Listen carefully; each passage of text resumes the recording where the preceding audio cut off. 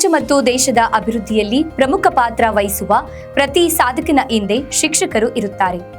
ಗುರುವಿನ ಮಾರ್ಗದರ್ಶನವಿಲ್ಲದೆ ಯಾವುದೇ ಸಾಧನೆ ಅಸಾಧ್ಯ ಎಂದು ಚಳ್ಳಕೆರೆ ಕ್ಷೇತ್ರ ಶಿಕ್ಷಣಾಧಿಕಾರಿ ಕೆಎಸ್ ಸುರೇಶ್ ಹೇಳಿದ್ದಾರೆ.